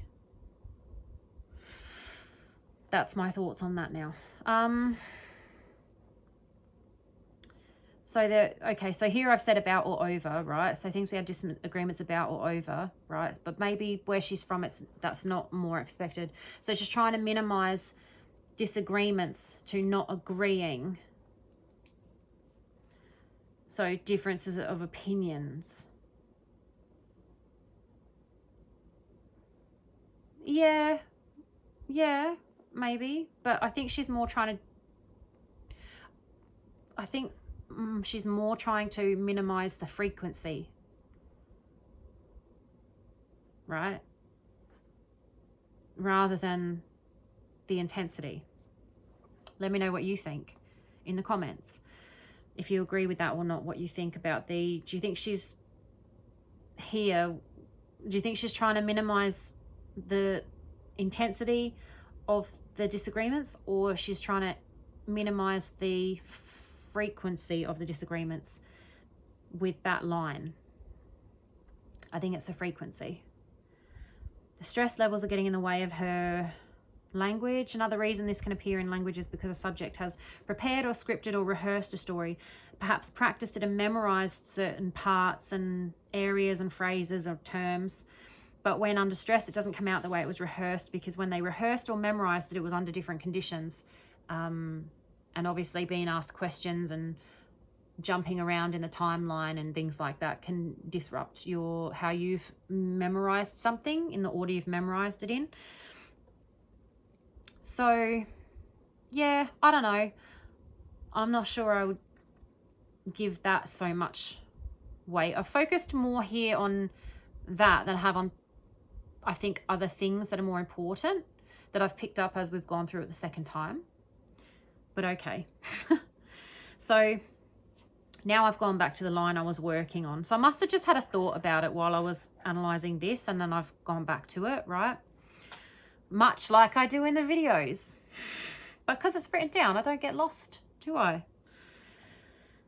That as we like progress further into this story, you know, but there was a couple times we had some disagreements on things that as we progress into this story, you know, but that as we progress into this story, finish the sentence, that story will become important.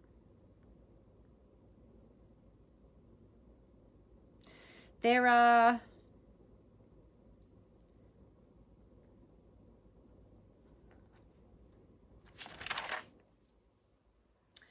was a couple of times we had some disagreements on things that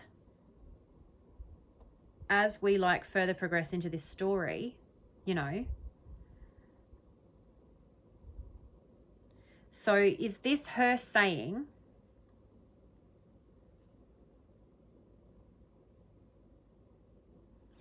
it sounds like, and I don't have a crystal ball and I can't read her mind. So I don't know what she was going to say. And I don't know what she's thinking. But the language leads me to think that this was her saying, and there was a couple of times we had some disagreements on things that as we like further progress into the story, we'll get into, or I will explain, right? So saying, I'm not going to tell you what they were right now, but as we go further into the story, they will come up, right? But she realizes she can't explain them when they come up further into the story, as we further progress into the story, like later in the story when they come up, I can't tell you what they were because they were about stuff I'm not supposed to know about. I think she's realized that and she's just completely cut off what she was saying. Because the things they were disagreeing about were Chris leaving his wife that she didn't know he had, allegedly. Well, she knew he had a wife, but they were separated, but allegedly. He told her they were already separated. They were already separating. They were already getting a divorce. So these disagreements, if they were about the fact he hadn't yet left his wife and the fact that he was still married and it upset her and he had a family with someone else, if the disagreements she's referencing were about those things, she's realized I can't explain those things further along in the story when they come up because I'm not supposed to know these things. We couldn't have these arguments, these disagreements about these things because I never knew he was still married. We never argued about the fact he was still married and I wanted him to leave his wife and it wasn't happening fast enough and all of this and that. So I think that's what's happened there. I think she's realized, and there was a couple of times we had some disagreements on things that as we like further progress into the story, you know, but oops, can't explain what they are. Can't tell you I'm going to tell you what they were. Can't tell you, we'll get to it as they come up. As we further progress, like in this story, they'll become clear because they won't become clear because you can't tell us. So that's why you've completely dropped off what you were saying, stopped what you were saying, and just continued talking and changed the subject because you know is in there and you know is stalling. It's searching for words. It's a filler, right? Filibustering, like Parks and Rec. So, you know, but so she then changes course.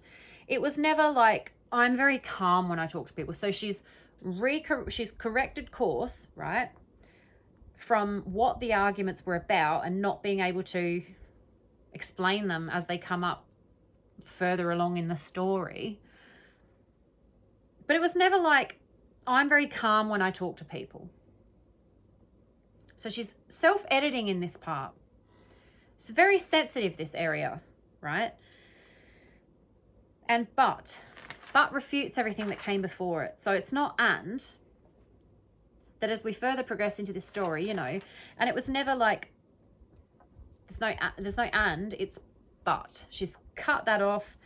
Forget about what I just said. But it was never like, and there was a couple of times we had some disagreements on things, but it was never. I think that's okay. I don't think it needs to be they. I don't think it needs to be plural.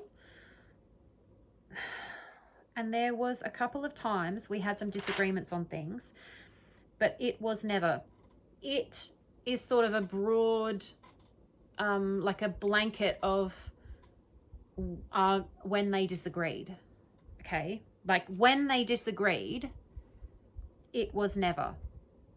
So I kind of am not going to flag that, all right? Because I think that fits. I'm going to flag the but, right? It was never like, and I'm not even flagging never there because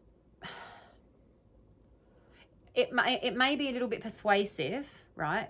Might be a bit persuasive.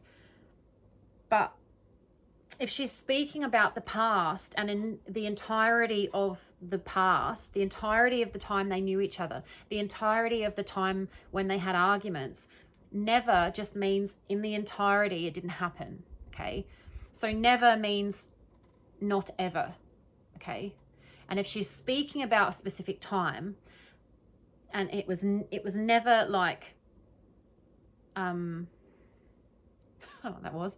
It was never like aggressive. Like it just means that it wasn't ever aggressive. It's not a red flag there. People say, oh, she said never, she's lying. No, no. But notice that but it was never like, I'm very calm. So she's, even though I believe her that it was never like, let's for instance say she was going to say aggressive or escalated or something, like some kind of description, right? But it was never like, then she changes from what it was never like when the two of them, we had some disagreements on things, okay? Which is what she's referencing, what she's thinking about in her head. And then she immediately changes to, I am very calm when I talk to people. Now, this I think is a lie. Never, no problem. I don't have a problem with that, never. Not flagging it. I believe her. I believe it was never with the we, remember, we, the two of them. Whatever she's saying here, that it was never like with the two of them, she can't say for herself. Okay? So when it's we, did you ever have a screaming match? Did he ever lose his temper? No. No. But it was never like escalated. It was never aggressive. Immediately she switches to herself and defending herself. So the brain knows what it knows. She doesn't say, we were both very calm when we talked about things. We're both very calm. Neither of us lost our temper. She's just told us he's an introvert. She's never saw him lose his temper. They never had a screaming match. He never got worked up about anything. What does she say before? Let's see what she actually says, right? He was like really relaxed, like all the time. He was never really like worked up about anything, right? So she obviously did see him get worked up about stuff, and he wasn't relaxed all the time because she did see him get upset or mad, because when Kevin used those words, she couldn't just say no. So that supports what we said about that. he wasn't really relaxed all the time, right? Probably most of the time he was, but he wasn't really relaxed all the time. And he was never really like worked up. So never really qualifies. Never. She qualifies the never and the worked up, right? So yeah, he did get worked up at one point or another, okay? And here we can see that in the language as well, okay? But it was never, right? There was a couple of times we had disagreements on things, right?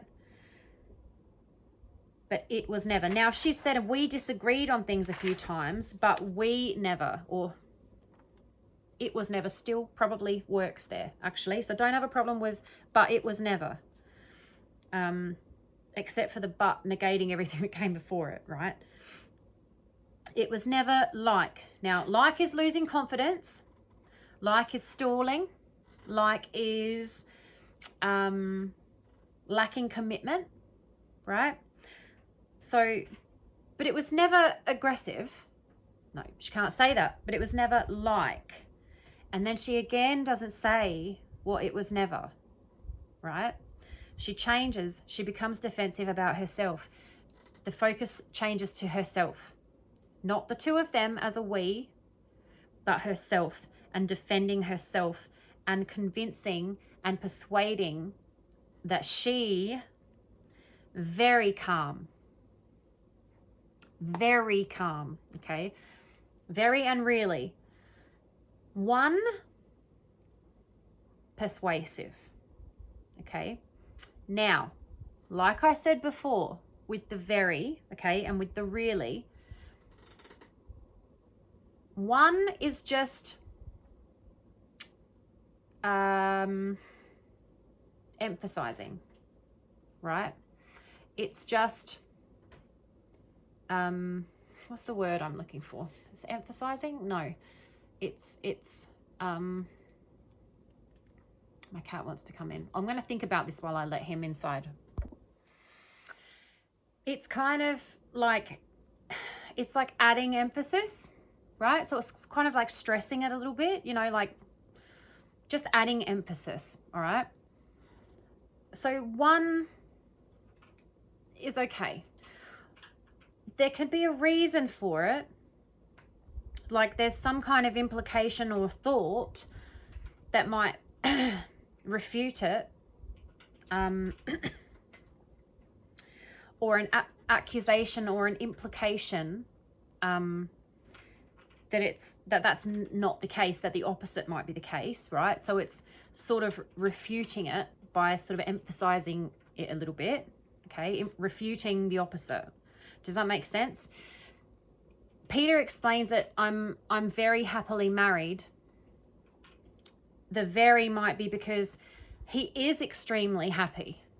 So the emphasis is because he's really happy, right? So happy, in fact, that he mentions his extra happiness, that he emphasizes his happiness, okay?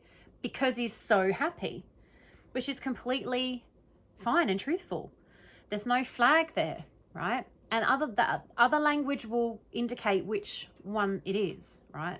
Especially with things like marriage, relationships, things like that, because the other language will indicate whether there was a happy marriage or not. Okay, so you'll know. The surrounding language will always indicate which of these it is. Okay, so you'll always know. So I'm very happily married. Very, very happily married might be because there is some kind of an accusation or an implication that you're not happily married. Maybe you never expected to be quite this happy. Maybe the implication or the thought of the opposite maybe was your own. Maybe you didn't think you would actually be that happy married. Maybe you didn't want to get married. You know, maybe you weren't sure about marrying that person. You're like, I'm really, really happily married. I'm very, very happily married. Might be negating your own doubts that you had, right? Or perhaps the doubts are external, okay, from someone else. And you're like, no, I'm very, very happily married, okay?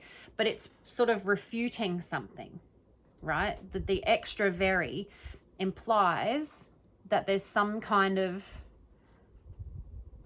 accusation or implication that you're refuting, all right?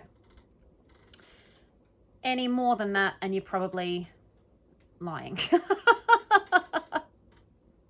Right? Any more than 2, it's most likely just, it's persuasion, all right? So it's deceptive persuasion. It's a need to persuade then. So then you're probably having an affair or hate your partner or plotting their, you know, let's not say it. Let's not say what you're plotting. Okay.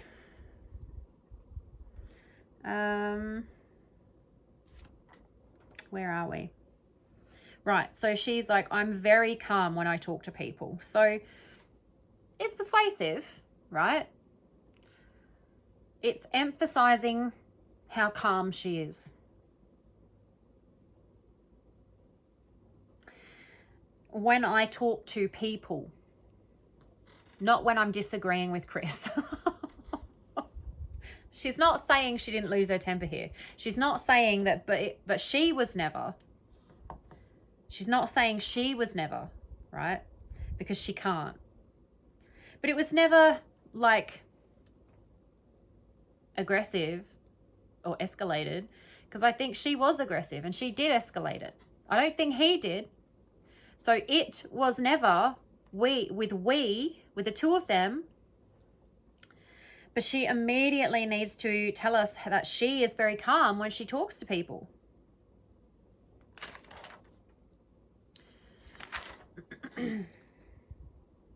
He's the calm one. He's the relaxed one. He's the one who never got worked up about anything. He's the introvert, remember? But now she's very calm. She could have just said, yeah, we had disagreements, but it never escalated. It was always very calm. You know, we never lost our tempers or anything. She could have said that about the disagreements, but she makes it about her and what she's like and what she's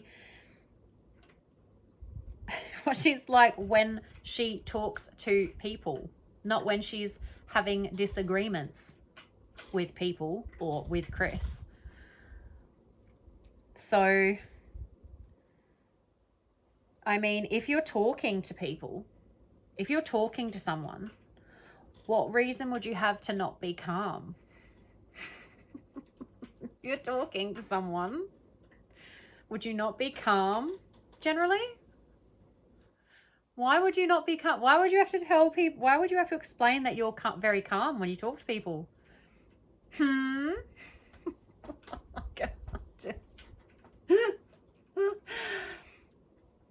Oh my gosh. So she's very calm when she talks to people. But it was never like, I'm very calm when I talk to people. I'm sure you are. I'm sure you are. I'm sure you never lose it. I'm sure you never go, I want to say batshit. You never go batshit crazy ever when you're having disagreements with people. I'm sure. I did hear about, allegedly, in my opinion, wasn't there an article that she stabbed someone in the back? Literally stabbed someone in the back. Not with words. She didn't use her words for that. She wasn't very calm when she was talking to someone. in that scenario, in that situation. So I think she loses her mind. She loses her damn mind when she gets upset.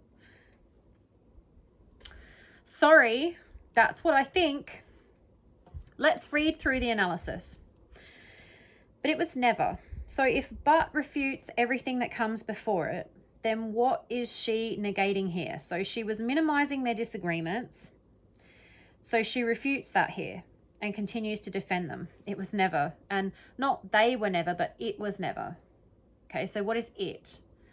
The issues that they had regarding these disagreements. So I think that it was their disagreements, right? So there were a couple times we had disagreements about things, but it was never. The disagreements, when they were having disagreements, it was never, right? That's what I think the it is. That's an assumption. Like, that's what I think from the language. That's what I think the it is representing there.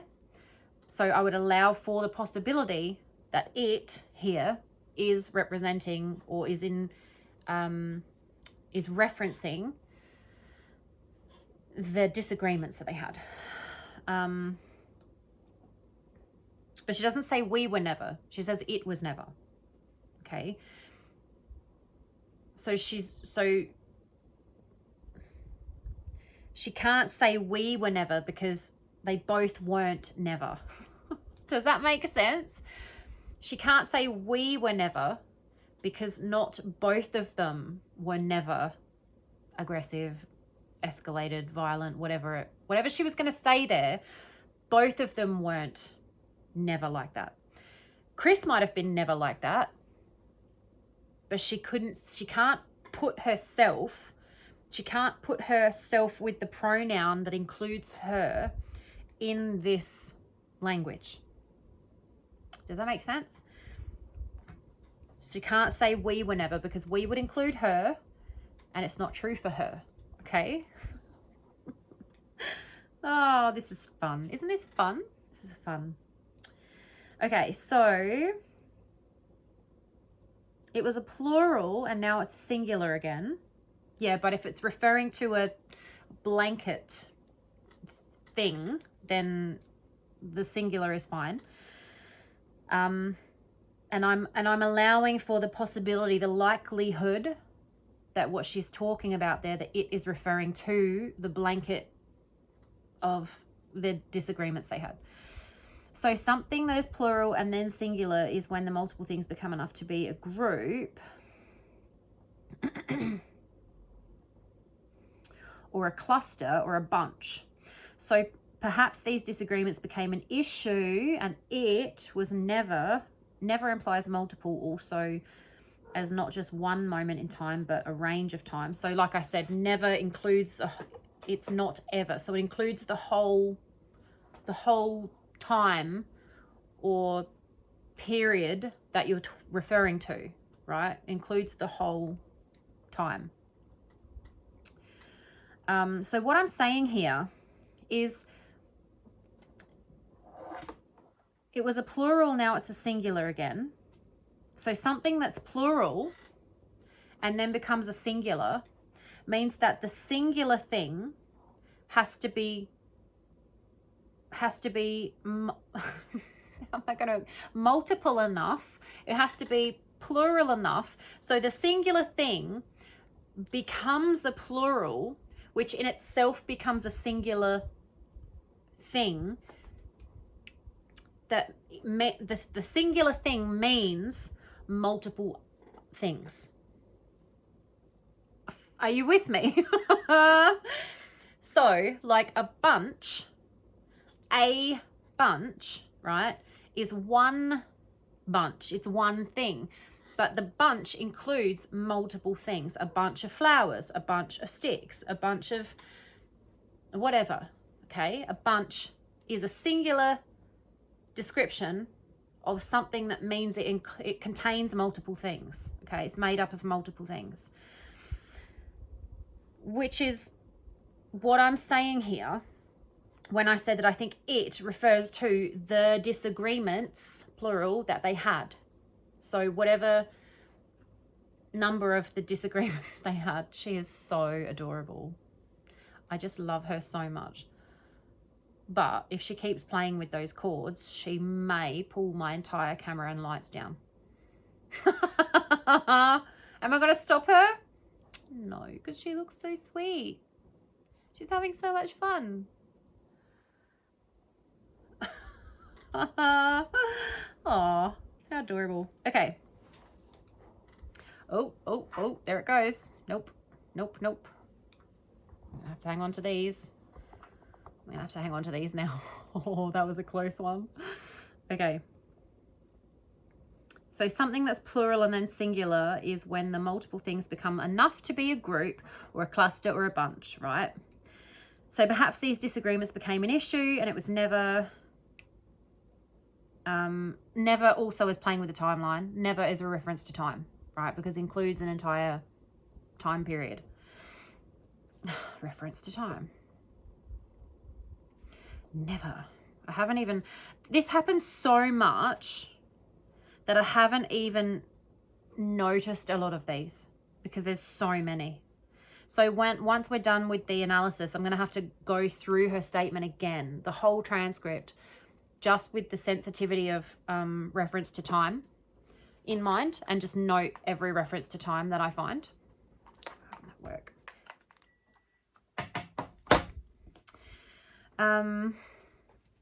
Okay, so again, the theme of playing with a timeline, keeping the timeline vague, messing with time, being aware of the timeline. Then she doesn't actually say it was never. Sorry, then she doesn't actually say what it was never, right? She stops, cuts herself off and says which lacks confidence.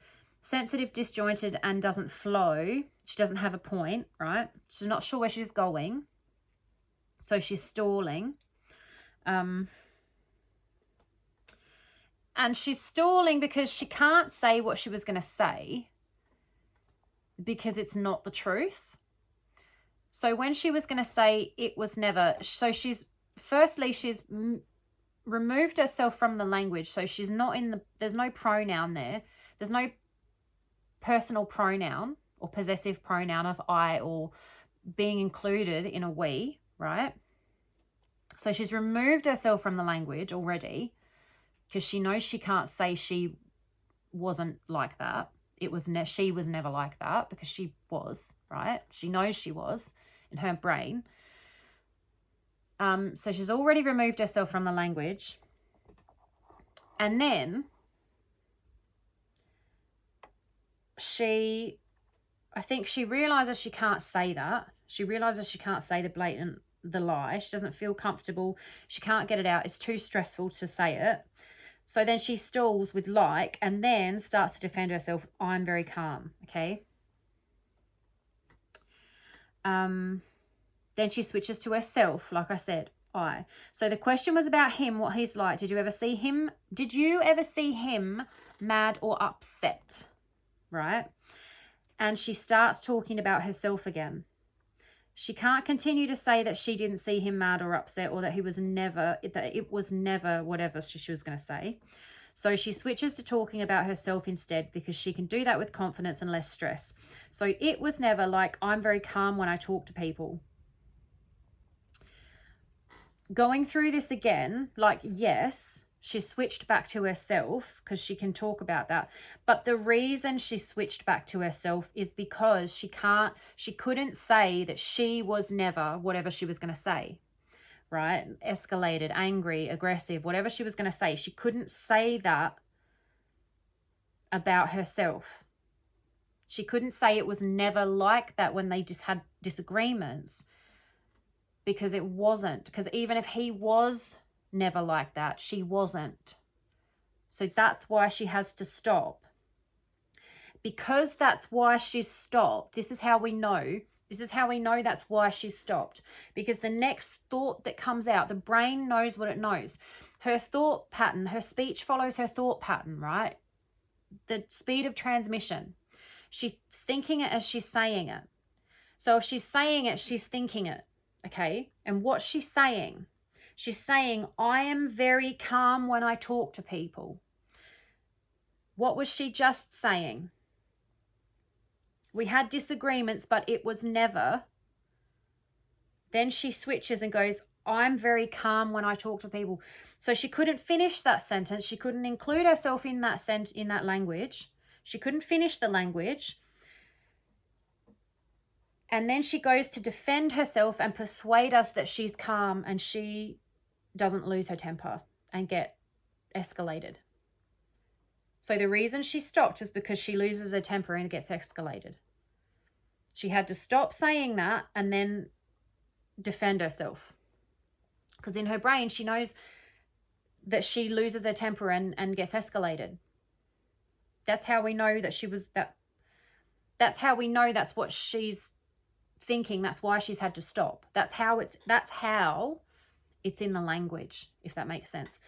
So when we say she couldn't include herself in that language with we, she had to use it, as in not the disagreements that they had, our disagreements, right? She can't say, but we never, or we were never. So she can't include herself at all, right? And the reason she can't include herself at all is demonstrated in the language that follows. And the language that follows is her defending herself, persuading us that she's very calm. Does that make sense? How it's in the language that she's not calm. And she did escalate, or was, whatever she was going to say, it never was. She wasn't like that. He might have been, but she wasn't. Right? She doesn't say if he, well, she does in a minute. But in this language here, I hope I've explained how the language represents what it represents there. Okay? Because when we say we believe what people tell us, she said here, I'm very calm when I talk to people. So we should then believe that she's very calm when she talks to people, right? But that's not how analysis works, because the very fact she needed to say that means that it's important to her to tell us that. And if it was true, she wouldn't need to tell us, right? Because it was never escalated. Neither of us lost our temper. We always, it's persuasive, right? But she can't even say that.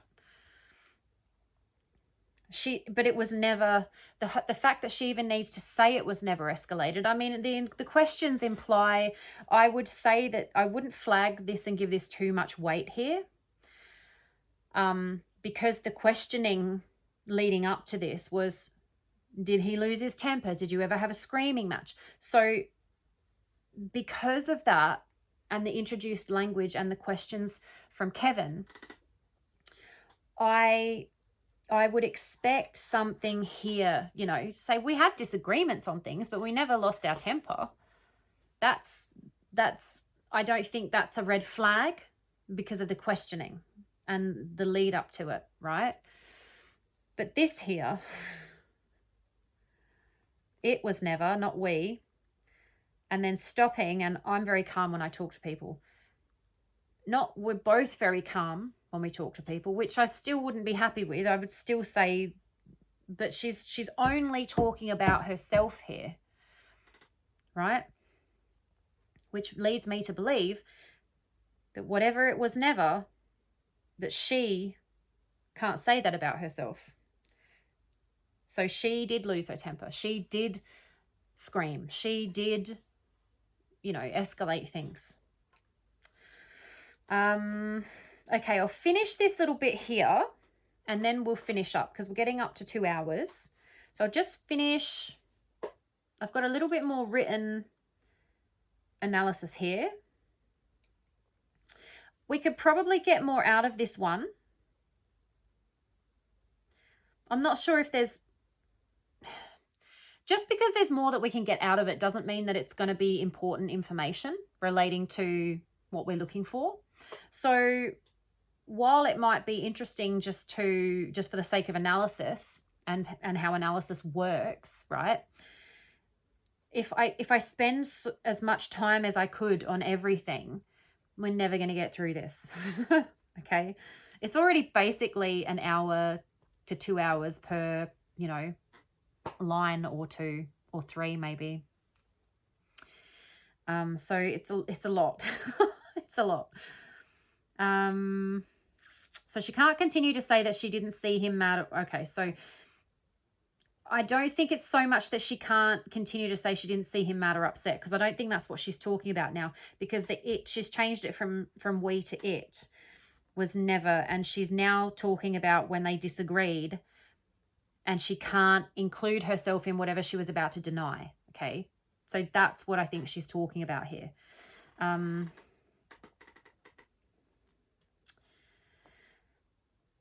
So she switches to talking about herself because she can do that with less stress. I don't think that's why she switched to talking about herself, okay?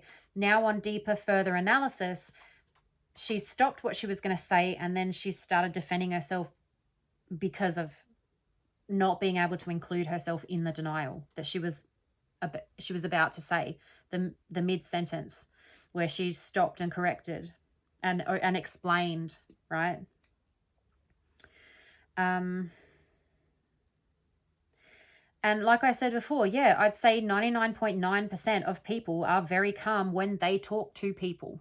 Like, that's such a ridiculous thing to say, because it's so unnecessary to say that. I'm very calm when I talk to people. Yeah, but you're not actually talking about talking to people. You're referencing, the context is disagreeing with people or with Chris. So talking to people is not what you were talking about. So she can't even say she was very calm when she had disagreements with Chris. She's saying she's very calm when she talks to people, which is probably entirely true. So when we believe what they tell us, yeah, okay, I'm very calm when I talk to people. You probably are very calm when you talk to people. But the problem is she's trying to trick us with her words here. That's not what she's referring to. What she was saying was their disagreements was never like, and then she can't make that denial because it wasn't true. So she switches to very calm when I talk to people, not when I have disagreements. So she's not able to tell us she's calm when she's not able to tell us she was calm when she was having disagreements with Chris. She's not able to tell us that. And if someone can't say something, we cannot say it for them. Okay? So she can't tell us, she's unable to tell us that she was calm when she was having a disagreement with Chris or disagreements with Chris. So I believe her. She can't tell me that because it's not true. Okay? I believe her. And I also believe she's probably very calm when she talks to people because, yes, obviously, unless you're a complete psychopath or mental case on drugs or something, you know, when people are just walking down the street screaming at themselves and everyone else, yeah, that's the 0.01% or 0.001% of people that aren't calm when they talk to people. Oh my God. But she says this, doesn't flinch, doesn't miss a beat. She says this like it makes perfect sense. And when it just washes over you at conversational speed, like Kevin sitting there in that room, probably sounds like a normal, coherent thing. But it's actually not, right? Possibly a small percentage of people are very calm when they argue or have a disagreement with people. Right? So the percentage of people that are very calm when they just are talking to people, right? Probably a lesser percentage of people are very calm when they're disagreeing or arguing with people, okay? It's completely ridiculous to say because it's so obvious and unnecessary. So like that expression, you don't get a gold star for doing the bare minimum. Like, I'm very calm when I talk to people. Very here is a little bit odd. When you take it in the context of when I talk to people, because remember, she's talking about having disagreements here. So she's trying to trick you into thinking that she's saying she's very calm when she has disagreements with people. But that's not what she says. It's not what she says, okay? Because she can't say that. So you don't get a gold star for doing the bare minimum. Yeah, you don't get a gold star for being calm when you're having a conversation with someone about the weather or at work. There's no gold star for that, okay? You don't get a gold star for doing what you should do anyway. Don't get extra points for that, right? But she's trying to trick you with her words. But if you look at what she's saying, she's not saying she's calm when she disagrees with people. And so I think very here now is a flag. Okay, because it's such an unnecessary, obvious thing, right? If she was to say I'm very calm when I have disagreements or when I'm in conflict, then yeah, because the very fact you're in conflict might imply that you're not calm. So very here, that emphasis on calm is fine. It just negates the like, I don't know, accusation, assumption, perhaps, the implication, right? That you're not calm because of the very fact you're having a conflict, right? So it doesn't even have to be an accusation made to you. It can just be the fact that conflict, generally, you're not calm, right? Because it's not just a conversation. It implies some kind of a heightened state just by being what it is. Okay. So the very in that context is fine. I wouldn't flag it. But because she's not talking about conflict, she's talking about just speaking to people on a normal day. Now it's persuasive. Now it's odd. Okay. Okay.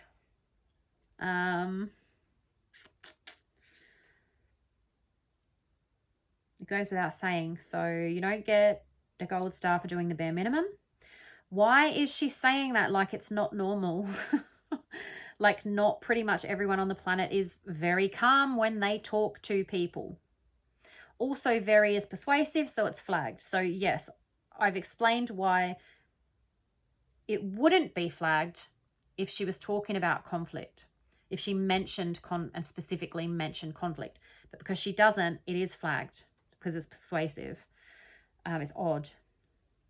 She's trying to convince us she's calm when she's arguing or disagreeing or in conflict. She must be referring to arguing or disagreeing or conflict, because otherwise it makes no sense. And the very is what leads me here. It's too much. So yes, we know that's what she's referring to because of the previous language leading up to it. We had disagreements on things, right? But it was never. So she's trying to trick us into thinking she's talking about the conflict here. But what she actually says is when she talks to people. Okay, I'm going to leave it there for today, for this one. And we're going to pick up where we left off here. So the next one is, it's like extremely rational when I handle situations that there's a disagreement in. There's so much distancing here. Hello, darling. You're going to knock my lights over. Well, too late. I'm already finished. No. It's like extremely rational. Look at the persuasion, the desperation, right? It's like extremely, and it's again, it's not she's not in this language. I am very calm when I talk to people. She's in that language because it's true. When she's talking to people, she's very calm. She's happy to be present in that language. Now she's gone again. It's like extremely rational, right? When I handle situations that there's a disagreement in. She's not extremely rational when she handles situations there's disagreements in. She's not extremely rational. When she handles, when she does handle or is handling, she's there in the situation, but she's not there in the rationality. Okay? So we'll go through that. We'll start there and we'll go through that in the next one. This is good because this is her talking about what she's like and what she's like. She's not meaning to tell us, but she's actually telling us exactly what she's like in conflict. She's actually telling us what she really is like in conflict, not what she wants us to think she's like in conflict. So, I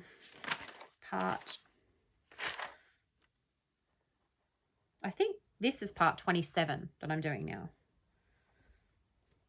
Okay, so once again, thank you so much for being here. You know that I appreciate your time. Your time is valuable, and I really, really appreciate, I'm so grateful that you choose to spend it here with me in these videos, video after video and hour after hour. And I hope that you are learning if you want to learn. I hope that you are being, you know, dazzled if you want to be dazzled. Whatever you want to get out of these videos, I hope you're getting it.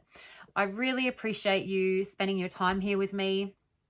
I'm really enjoying this, and I'm really enjoying it, I think, so much because there's so much more coming out in real time during the video in the second analysis that we're doing, in the further analysis, that wouldn't have been included had I not started doing these videos, because it's not in the written analysis that I'd already done. So this wouldn't even be happening without you guys. So I really appreciate you showing up video after video and liking and commenting and sharing and subscribing and all that good stuff. And thank you so much, and I will see you in the next one.